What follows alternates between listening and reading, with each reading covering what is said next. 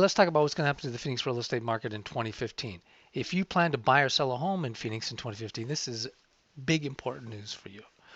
We've seen prices go up the last couple of years. They've been flat this year, but there's previous years where they've fallen. So what's going to happen? Prices up, down, or sideways? Let's talk about that now. I'm John Wake. I'm a real estate agent with HomeSmart, and I'm also an economist by training, and I'm a geeky real estate agent. I've been making forecasts of what's going to happen to the Phoenix real estate market, and my forecasts have been really spot on the last few years. Don't ask me about my forecasts in 2005 and 2006. They're pretty embarrassing. But I've been very accurate the last few years. So let's look at what's happened. So let's go back a few years in 2011. There was huge numbers of foreclosures were driven down prices, but we could tell that the number of foreclosures was going to shrink.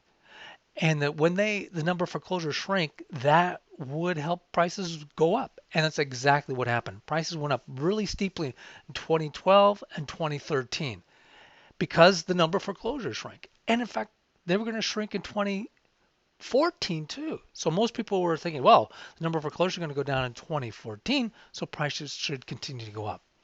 I made a forecast, and I was all alone in this in August of 2013 saying that wasn't going to happen because when the prices started increasing, we saw a lot more homes hit the market from not foreclosures, but from Joe home seller like you and me.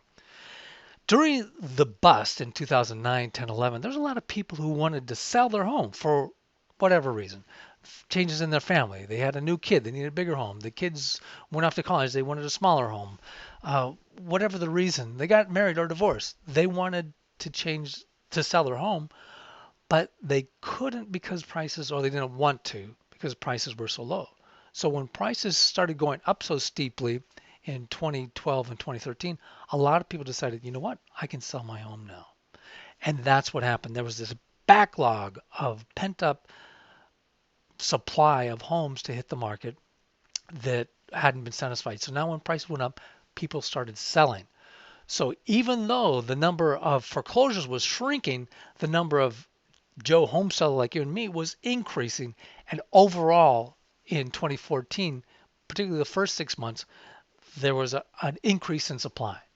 So there's a lot more homes hitting the market, and that caused prices to pretty much level off. Depending on how you look at it, went up a little bit or went down a little bit. And that was a surprise for most people who hadn't read my blog post on it. So what's going to happen in 2015?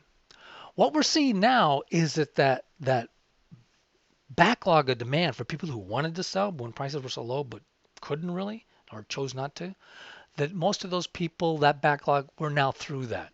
And so the number of homes that are hitting the market now in the last few months of 2014, or November 2014 as I record this, that they're actually below what they were in 2013.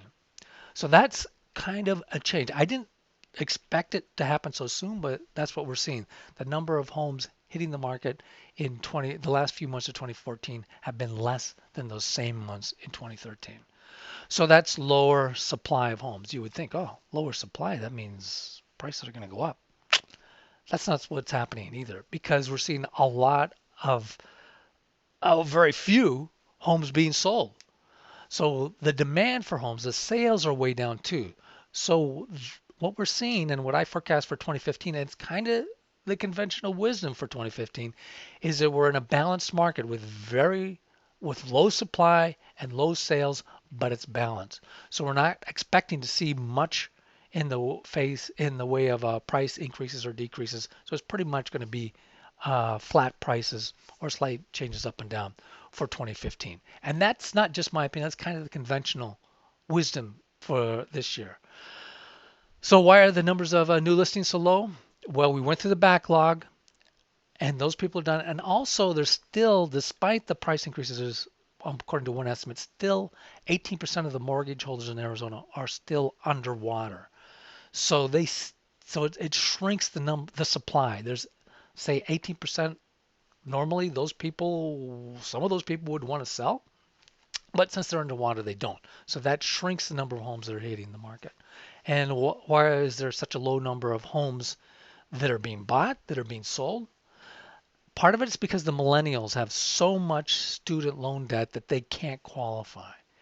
They this time in most generations' lives, when they were the age of the millennials, they didn't have that debt, so they could buy a home. Millennials, because of the student loan debt, can't. They're also delaying marriage. Marriage is also a big, big factor in determining when people buy a home. There's also people that have been foreclosed on and are still in the penalty box where they can't get a loan to buy even if they wanted to. Now, a lot of the people that were foreclosed earlier on in the bust, now they're out of the penalty box, so to speak, and they're buying, but there's still people that are left in the box. So that lowers the potential number of buyers. And also, there's a big one is the population growth. The population influx growth into Arizona is like 1%. A typical number would be 2%. So we're still, because of the economy or whatever reason, there's still fewer people moving into Arizona than the historical trend of 2%. So that has a big, big impact because a lot of those people that move to Arizona are going to buy in a home. Obviously, some will rent, but a lot of people, when they move in, do buy. So the fact that we're having low population growth does it. So I've gone too long on this, but hopefully that gives you an idea what's going to happen for next year. If you're a buyer, just realize prices are probably not going to go up or down much. Your biggest threat is really that interest rates would go up, because if interest rates go up, your monthly payment goes up a lot and you probably can't buy as expensive or as nice of a home as you wanted to when interest rates go up. For sellers, it's kind of a push. I don't expect prices to go up or down much. It's going to be a slugfest for you. We are back to pretty much a normal market. It's hard to sell. It's not going to be in those times like in the real estate bust where you can't sell because there's so many foreclosures. It's not going to be like in 2012 and 2013 where prices were going up so fast. If you overpriced the house, you'd find just wait a couple months, the prices would come up to meet you and you could sell. So it's going to be a slugfest if you're selling a home. I'm John Wake. If you're watching this on YouTube, please subscribe to my channel on YouTube. If you're watching this on Arizona Real Estate Notebook, please subscribe there as well. And if you have a friend who's thinking of buying or selling, please refer them to this or send them an email with a link to this video. It could be very helpful. And if you want to email me, you can email me at john@johnwake.com with your questions. Great. Have a great day. Thanks, everybody. I really appreciate you listening. That's great. I love it. Thank you.